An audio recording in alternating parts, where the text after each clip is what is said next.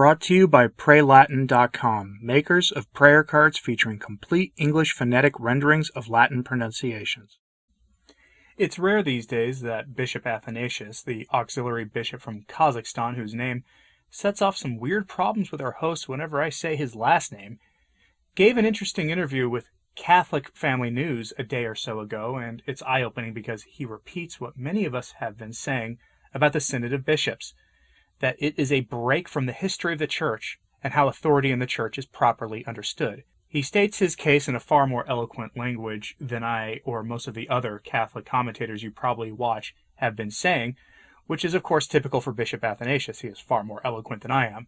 His interview is long, so I'll only present part of it here. I'll have a link to the full interview in today's show notes at returntotradition.org. That's the name of this podcast with a .org at the end. When you're there, look for the post with the same title as this episode, and you'll find the link there.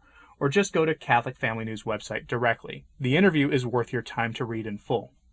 But first, I wanted to thank the patrons and channel members for their continued support of the work of Return to Tradition. It is greatly appreciated. For like $1 a month, they support bringing the news with views to you daily, plus educational content on the weekend. So if you're interested in supporting what goes on here, there's a link in the description box to Patreon, Subscribestar, which is a Patreon alternative, and a couple of other viewer-requested options. Thanks, and on to the interview questions with Bishop Athanasius, who has shown himself to be open to the weakness of the hermeneutic of continuity. He recognizes that there is an underlying flaw with that entire concept, and he does it by showing that much of what we see in the Church today cannot possibly be in continuity with what came before, such as the Synod of Bishops itself as a magisterial body. He is even open to criticizing the excesses of Vatican II, as you'll see in this first question that our interviewer asks him. The bishop has asked an important question to start this interview off, and it's about the connections of the Synod to a questionable document issued by Paul VI during the latter days of the Second Vatican Pastoral Non-Binding Council. Quote, "Thank you, Your Excellency, for taking the time to conduct this interview. Perhaps we could start by discussing the modern institution known as the Synod of Bishops, which Pope Paul VI established towards the end of the Second Vatican Council, via his apostolic letter Apostolica Solicitudo, issued September 15, 1965. Therein, Paul VI wrote of his conviction about the, quote, necessity and importance of making ever greater use of the bishop's assistance in providing for the good of the universal church, end quote. It was Vatican II, he says, which gave him the idea of permanently establishing a special council of bishops, with the aim of providing for a continuance after the council of the great abundance of benefits that we have been so happy to see flow to the Christian people during the time of the council as a result of our close collaboration with the bishops. How far does this aim of Paul VI's new institution, which appears to be a perpetual continuation of Vatican II, differ from the traditional function of local synods and ecumenical councils throughout church history?" End quote. Many of us have said a couple of things. One, that this is just a sort of de facto Vatican III, a sort of permanent Vatican Council going on forever, which the interviewer alludes to here. And also, many of us have said that this approach to governing the church is just itself a clear break from apostolic tradition. There's simply no parallel to it in the entire history of the Church. Yes, synods have existed prior to Vatican II, but not in this way. Bishop Athanasius provides some important insight and clarification to the question. Quote, "The Synod of Bishops, instituted by Pope Paul VI in 1965 as a permanent structure or an advisory council of bishops on the universal level of the episcopate, was manifested throughout history in the practice of assemblies or synods for the aim of defending the integrity of the faith, morals, and discipline. Typically, they were held only when there was a real need, on the local, regional, and, with the approval of the Pope, on the universal level. Our Lord Jesus Christ instituted Peter as the only supreme personal shepherd of his entire flock, including both clergy and faithful. Peter is also the only rock upon which Christ built his church. See Matthew chapter 16, verse 18. There are not two rocks or two supreme shepherds, i.e. a personal rock and on his side a collegial rock, or a personal supreme subject, shepherd, and on his side a collegial supreme subject, shepherd. Pope Leo XIII expressed the constant doctrine of the Church regarding this matter as follows, quote, "We must note that the due order of things and their mutual relations are disturbed if there be a twofold magistracy of the same rank set over a people, neither of which is amenable to the other. But the authority of the Roman Pontiff is supreme, universal, independent, that the bishops that of the bishops limited and dependent.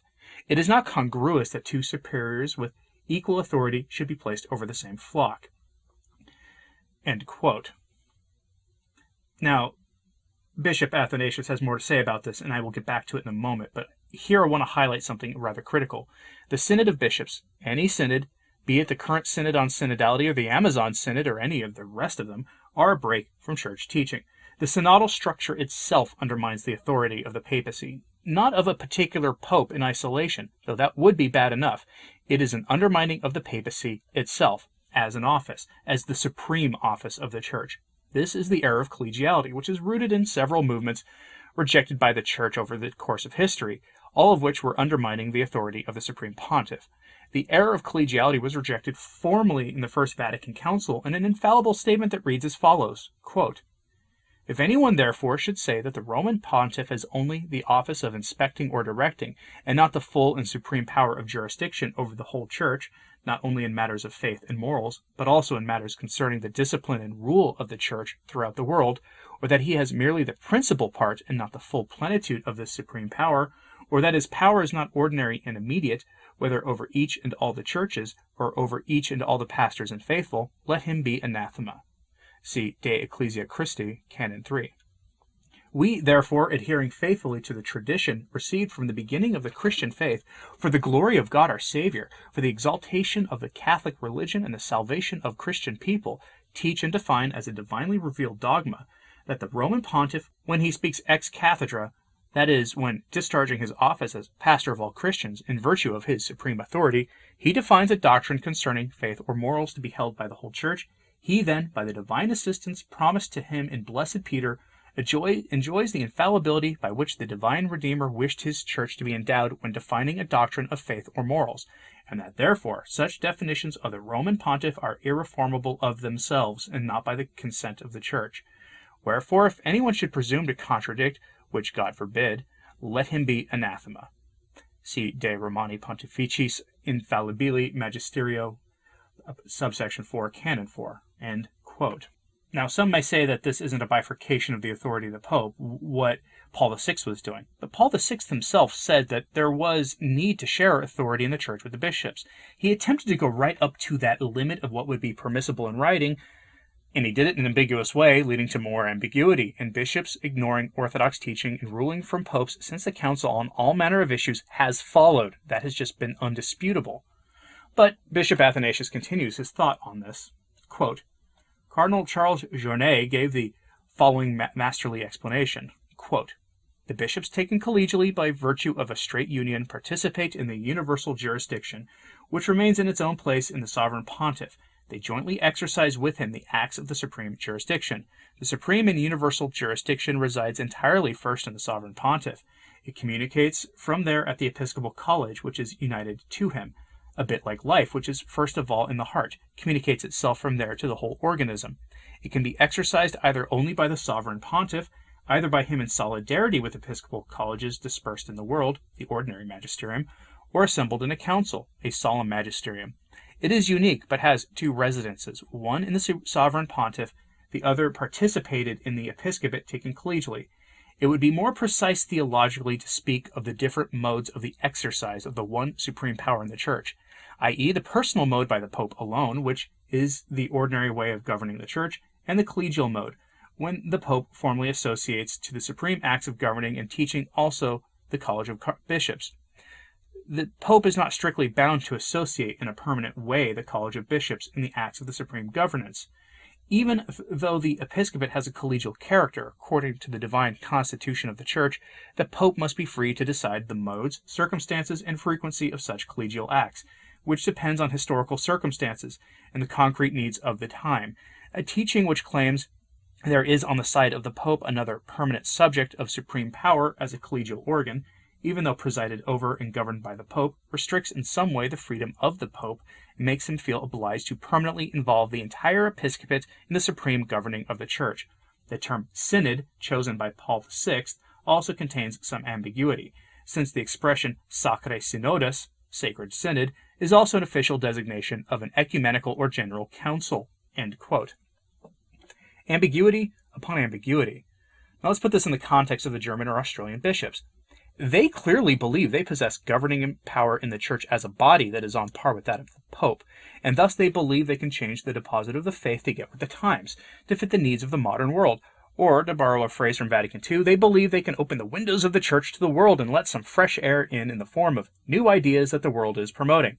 It's insidious and a pernicious error, and we see it playing out with all promoting of Pastor Jimmy Martin's errors in both Germany, Australia, and, of course, other places in the world too. Now, I'm going to skip ahead to what I consider to be the next critical question, which is about the following statement by Francis, which he gave in October of 2021, just 6 months ago. Quote, "If we want to speak of a synodal church, we cannot remain satisfied with appearances alone. We need content, means, and structures that can facilitate dialogue and interaction within the people of God, especially between priests and laity. This requires changing certain overtly vertical, distorted, and partial visions of the Church, the priestly ministry, the role of the laity, ecclesial responsibilities, roles of governance, and so forth." End quote. The interviewer then states that this appears that Francis wants to undo certain hierarchical aspects of the Church. Bishop Athanasius responds and says that Francis has a different understanding of the Church than the magisterium does. Think about that for a second. Quote, "Such formulations of Pope Francis and the quotation of Father Yves Congar insinuate a substantial change in the understanding of Church and of the life of the Catholic Church. It presupposes that the Catholic Church over the course of 2,000 years had a distorted and partial vision of the Church, and that only with Pope Francis and the, quote, synodic way is the Church able to arrive at a correct theological understanding of herself. The use of the words, quote-unquote, overly vertical by Pope Francis is ambiguous as well as tendentious. Something is vertical or it is not vertical. There cannot be something half vertical or 1/4 vertical. Such figures would be a distortion and a caricature of the natural meaning. When something is not utterly vertical, it loses its stability and becomes distorted. God established his Church as a hierarchical body. The law of verticality is not observed in a body, i.e., if the command center of the brain is damaged or disregarded, then the body will suffer confusion and detriment. The criticisms of the principle of verticality in the body of the Church, which Pope Francis is doing, is undermining the divine constitution of the Church and amounts to yielding to the mundane spirit of competition between the members of a body, something about which St. Paul has warned us.